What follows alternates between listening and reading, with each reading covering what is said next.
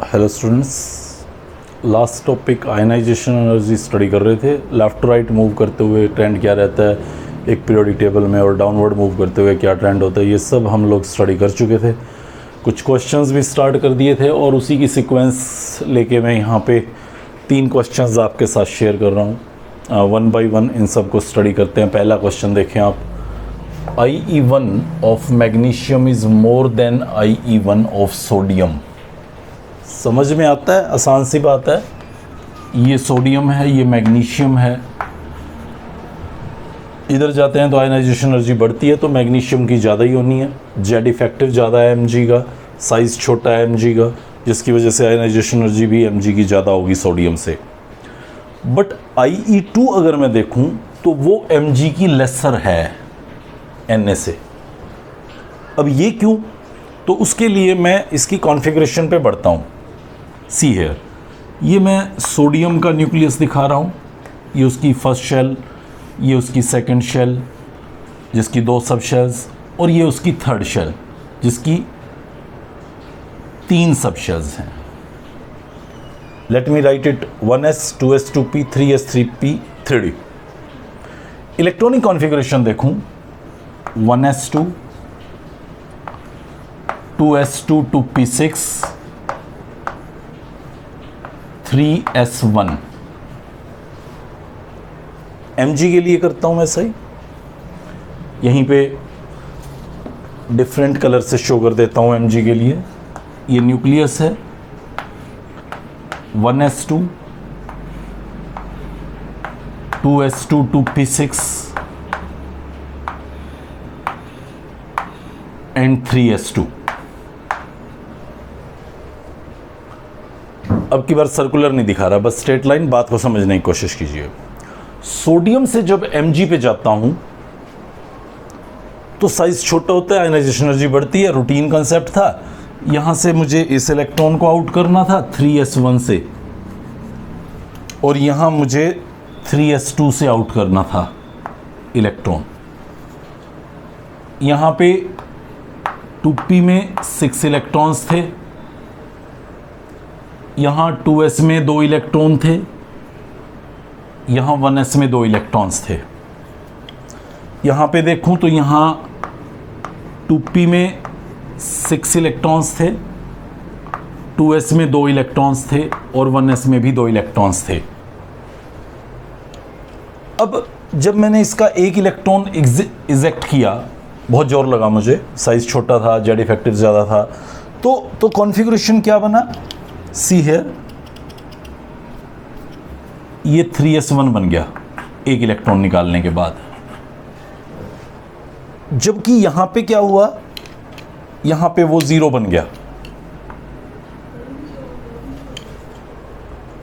अब मैं आता हूं नेक्स्ट इलेक्ट्रॉन इजेक्ट करने पे। तो जब सेकंड इलेक्ट्रॉन मुझे न्यूक्लियस का निकालना है, सोडियम का निकालना है, तो मुझे यहां से निकालना है 2p से, जो कि सेकंड पीरियड, सेकंड शेल का इलेक्ट्रॉन है। पीरियड तो नहीं बोलना चाहिए, सेकंड शेल का इलेक्ट्रॉन है, जबकि ये थर्ड शेल का इलेक्ट्रॉन है। मैं हर बार बोलता हूं, अगर शेल आपकी बड़ी है तो साइज बड़ा होता है, इलेक्ट्रॉन निकालना कंपैरेटिवली आसान होता है। तो इस इलेक्ट्रॉन को निकालना क्वाइट ईजी रहेगा इससे। इसकी मैं कई वजह गिना सकता हूं। ये कह सकता हूं कि यहाँ पे सिग्मा बहुत सारे इलेक्ट्रॉन्स का है, यहाँ पे सिग्मा तो बहुत कम इलेक्ट्रॉन्स का है, जो मेजर कॉन्ट्रीब्यूटर हैं सिग्मा में। मैं ये कह सकता हूं कि ये 2p6 तो फुल्ली फिल्ड कॉन्फ़िगरेशन है, या ये पूरी शेल देखूं तो ऑक्टेट कंप्लीट किए हुए नोबल कॉन्फ़िगरेशन है, जिसकी वजह से यहाँ इलेक्ट्रॉन निकालना हमेशा एक टफ जॉब होगा। रिजल्टिंग यहाँ सेकेंड आयनाइजेशन एनर्जी सोडियम की बहुत भारी पड़ने वाली है इसके कंपैरिजन में। अगर मैं वैल्यूज़ रिकॉल करूं तो सोडियम की फर्स्ट आयनाइजेशन एनर्जी 490 है, जबकि मैग्नीशियम की 750 के आसपास। वहीं सेकेंड आयनाइजेशन एनर्जी में देखूं तो मैग्नीशियम की 1450 किलो जूल है, जबकि इसकी 4500 यानी कि लगभग 4500 किलो जूल एनर्जी है। और उसकी वजह सिर्फ यही है कि आपको नोबल कोर से इलेक्ट्रॉन निकालना है। अगर मैं थर्ड आयनाइजेशन एनर्जी की बात करूं तो आप ध्यान दें, थर्ड आयनाइजेशन एनर्जी के लिए मुझे अब ये 3s0 बन चुका होगा, 2 निकल चुके होंगे। अब इसका मुझे यहाँ से इलेक्ट्रॉन निकालना होगा और इसका थर्ड, इसका भी थर्ड यहीं से निकालना होगा। 2p का एक निकाल चुका हूँ, तो फिर मेरा सीक्वेंस वही चल पड़ेगा। अब ये नोबल कोर है, अब ये नोबल कॉन्फ़िगरेशन है, 2p6 है, n वैल्यू सेम है, जेड इफेक्टिव यहाँ ज़्यादा है, जेड टोटल यहाँ ज़्यादा है, साइज़ यहाँ छोटा है। ये सब बातें मुझे सजेस्ट कर रही होंगी कि इसी की आयनाइजेशन एनर्जी थर्ड ज़्यादा होगी इसके कंपैरिजन में। जब थर्ड आयनाइजेशन एनर्जी की बात आई तो मैग्नीशियम बाजी मार गया, जब फर्स्ट आयनाइजेशन एनर्जी की बात आई तो मैग्नीशियम बाजी मार गया, लेकिन जब सेकंड आयनाइजेशन एनर्जी की बात आई तो sodium exceptionally higher value possess कर रहा था, क्योंकि इसका इलेक्ट्रॉन आप 3s से निकालने वाले थे दूसरा, जबकि इसका इलेक्ट्रॉन आप 2p फुल्ली फिल्ड कॉन्फ़िगरेशन में से निकालने वाले थे। ये हमारा फर्स्ट आंसर था। चलिए सेकंड पॉइंट देखते हैं। सेकंड पॉइंट में वो कह रहा है कि Ie2 मैग्नीशियम की ट्वाइस है सोडियम Ie1 से। मैं 1 मिनट के लिए, हालांकि बहुत आसान आंसर है, अब आप काफ़ी हद तक तो समझ ही चुके होंगे।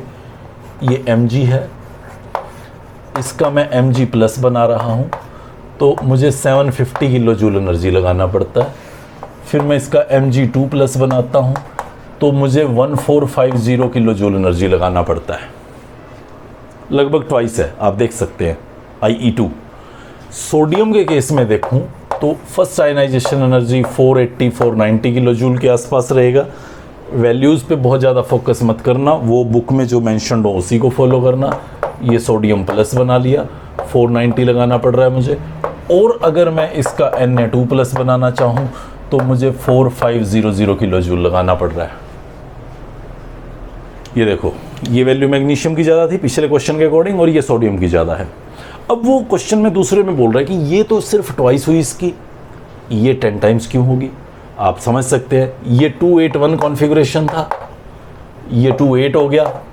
अब फुल्ली फिल्ड कॉन्फ़िगरेशन है, सेकंड शेल से निकालना है, बहुत ज़्यादा एनर्जी लगानी पड़ेगी। जबकि मैग्नीशियम को अगर आप देखें तो वो 282 था, फिर वो 281 हुआ, और फिर वो 28 होगा। तो 281 में आपको थर्ड से एनर्जी निकालनी थी, तो वो बड़ी तो सही, जो Ie1 से Ie2 का ज़्यादा होना था वो बड़ी तो सही, बट ट्वाइस ही हुई। लेकिन यहाँ पे तो वो 10 टाइम्स होगी, क्योंकि आपको एक फुल्ली फिल्ड लेसर n से इलेक्ट्रॉन को इजेक्ट करना था, जो कंपैरेटिवली ज़्यादा टफ था।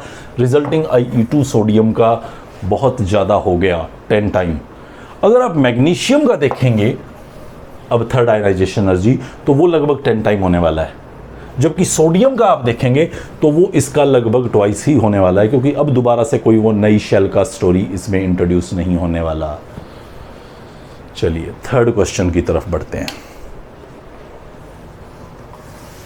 थर्ड क्वेश्चन बहुत ही इंपॉर्टेंट क्वेश्चन है, हालांकि कॉन्सेप्ट मैं आप लोगों को पीछे समझा ही आया हूँ। ये कहता है कि Ie1 किलो जूल पर मोल में ग्रुप 13 के लिए बताई हैं ये boron, aluminium, gallium, indium, thallium. आप जस्टिफाई करें इस ट्रेंड को। देखो, यहाँ आयनाइजेशन एनर्जी नीचे जाते हुए नॉर्मल ट्रेंड था कि घटती है, तो ठीक है, बोरोन की सबसे ज़्यादा है, लेकिन थैलियम की सबसे कम नहीं है। वहाँ मैं पढ़ा के आया, इंडियम थैलियम में थोड़ा लफड़ा पड़ता है, F orbitals, F electrons intervene कर जाते हैं थैलियम में, तो उसकी आयनाइजेशन एनर्जी एक्सेप्शनली बढ़ जाती है। आप डाटा देखें, सबसे बढ़ गई है, एल्यूमिनियम गैलियम से भी बढ़ गई है। बोरोन की आयनाइजेशन एनर्जी सबसे लेसर रही, बोरोन की सबसे लेसर, सबसे ग्रेटर, सबसे छोटा था, तो सबसे छोटा था तो उसकी आयनाइजेशन एनर्जी तो सबसे ज़्यादा बननी थी। Then I was expecting at the second rank aluminium, but that is not so, क्योंकि थैलियम, देखिए आप, वो थैलियम दूसरे नंबर पे पहुंच गया। बहुत इंपॉर्टेंट ट्रेंड है, इसको याद करना और याद रखना हमेशा कि थैलियम की आयनाइजेशन एनर्जी इस पूरी फैमिली में ग्रुप 13 में सेकंड रैंक्ड है। उसके बाद आपका आता है गैलियम, उसके बाद आपका आता है एल्यूमिनियम, और सबसे लास्ट आता है इंडियम। ये दूसरे नंबर पे पहुंच गई। जो F ऑर्बिटल्स हम बोलते थे थैलियम में, न्यूक्लियस और आउटर इलेक्ट्रॉन के बीच में आ जाते हैं, वो F इलेक्ट्रॉन्स के पुअर सिग्मा से इलेक्ट्रॉन का अट्रैक्शन हुआ, आयनाइजेशन एनर्जी एक्सेप्शनली बढ़ी। कितनी बढ़ी? इससे बढ़ी, इससे बढ़ी, इवन इससे भी बढ़ गई। यहाँ पे क्यों गड़बड़ हुआ, ये थोड़ी सी बड़ी हुई दिख रही है आयनाइजेशन एनर्जी 577 से 579। यहाँ पे रोल प्ले किया न्यूक्लियस और आउटर इलेक्ट्रॉन्स के बीच में डी के इलेक्ट्रॉन्स ने। वो डी के इलेक्ट्रॉन्स ने पुअर सिग्मा की वजह से पावर ऑफ अट्रैक्शन को बढ़ा दिया। रिजल्टिंग गैलियम की आयनाइजेशन एनर्जी एल्यूमिनियम से थोड़ी सी बढ़ गई, बट थैलियम ने तो कमाल ही कर दिया। जो इनर एफ इलेक्ट्रॉन्स थे उन्होंने इतना पुअर सिग्मा दिया, जेड इफेक्टिव इतना बढ़ गया कि थैलियम की आयनाइजेशन एनर्जी इन सब को बीट करते हुए सेकंड नंबर पे चली गई। तो सिर्फ आप intervening D orbitals in aluminium and gallium and intervening f orbitals in thallium and aluminium gallium indium वो आप easily explain कर सकते हैं। क्वेश्चन देखें आप, हालांकि मैं इसको पूरा सॉल्व नहीं करूंगा, हिंट दूंगा, आप लोग सॉल्व करके देखिएगा, आपकी बुक का ही क्वेश्चन है। IE1 and IE2 वो of mg is given। 1 gram magnesium को 50 किलो जूल एनर्जी दिया गया। Find percentage of Mg2 plus and Mg plus in the sample। See here, ये मैग्नीशियम है, 1 ग्राम दिया गया था आपको, इसका आप Mg प्लस बनाएं पहले। उसके लिए आपको कितना एनर्जी से प्रोवाइड करना है, 750 किलो जूल। इस 750 किलो जूल एनर्जी आप इसको प्रोवाइड करते हैं 1 मोल के लिए। आपका सैंपल क्या 1 मोल है? नहीं, वो तो 1 ग्राम है। अब पहले एक काम करें, इस 1 ग्राम के नंबर ऑफ मोल्स बना लें, 1/24 अप्रॉक्सीमेट लिख रहा हूँ, 0.042 मोल बन जाएगा। ये 0.042 मोल, ये आपका Mg था सैंपल में। 1 मोल को Mg प्लस बनाने के लिए आपको 750 किलो जूल एनर्जी देना पड़ता है। तो 0.042 मोल को Mg प्लस बनाने में आपको कितना एनर्जी देना पड़ेगा, ये आप इजीली कैलकुलेट कर सकते हैं। 750 इंटू 0.042, इसको आप सोल्व कर लें। जब आप इसको सोल्व करते हैं तो ये वैल्यू अप्रॉक्सीमेट 30.8 किलो जूल आएगी। आपने कितनी दी, 50 किलो जूल। सारे Mg का Mg प्लस बनाने में 30.8 किलो जूल एनर्जी लग चुकी है। अब रिमेनिंग जो एनर्जी है 19.2 किलो जूल, वो Mg प्लस का Mg2 प्लस बनाएगी। नंबर ऑफ मोल्स कितने हैं, 0.042। तो जो Mg का है नंबर ऑफ मोल, वही Mg प्लस का होगा, वही Mg2 प्लस का हो सकता है अगर एनर्जी पूरी मिली तो। 0.042 मोल। सेकेंड आयनाइजेशन एनर्जी आपका कितना था, 1450 किलो जूल। सी हेयर, 1 मोल को कन्वर्ट करने के लिए आपको कितनी एनर्जी लगानी पड़ रही है, 1450 किलो जूल। या मैं इसको ऐसे लिख दूं कि 145 kilo joule energy can convert Mg plus two Mg2 plus 1 mole. 1450 kilo joule energy कितने Mg को कन्वर्ट कर सकती है, Mg प्लस से Mg प्लस 2 में 1 मोल। आपके पास बची हुई एनर्जी कितनी है, सिर्फ 19.2 किलो जूल, जो आप इस Mg प्लस को देने वाले हैं। तो वो कितने मोल Mg प्लस को Mg2 प्लस में कन्वर्ट कर पाएगा, ये फिर आप यहाँ पे कैलकुलेट कर लें। 1/1450 मल्टीप्लाइड बाई 19.2।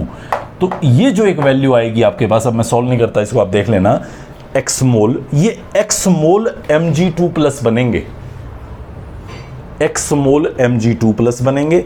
उसको यहाँ से माइनस कर देना, उस x को यहाँ से माइनस कर देना, तो वो Mg प्लस के नंबर ऑफ मोल्स होंगे उस सिस्टम में जो कन्वर्ट नहीं हुए। ध्यान रखें, पूरा 0.042 Mg प्लस 1 Mg प्लस 2 में नहीं बदलेगा, पार्शियल बदलेगा, क्योंकि एनर्जी की लिमिटेशन है। आपको 19.2 किलो जूल ही गिवन है। तो आप देख लीजिए 1450 किलो जूल 1 मोल को कन्वर्ट कर सकती है, तो 19.2 कितने को कन्वर्ट कर सकती है, ये कितने को कन्वर्ट कर सकती है, उतना तो Mg2 प्लस बच जाएगा, और इसमें से उस वैल्यू को माइनस कर दीजिए तो Mg प्लस बन जाएगा।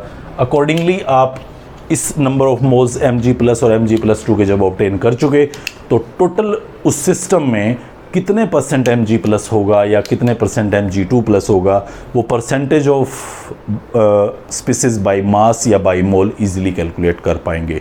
आपकी बुक्स में सॉल्व फॉर्म में भी गिवन है, कुछ डाउट लगेगा तो मैं आपको फिर दोबारा से बता दूंगा, बट आई थिंक अभी सॉल्व करने में ज़्यादा टाइम लगाने की ज़रूरत नहीं है। सिंपल स्टोइकियोमेट्री है और आप आसानी से इसको सॉल्व कर पाएंगे।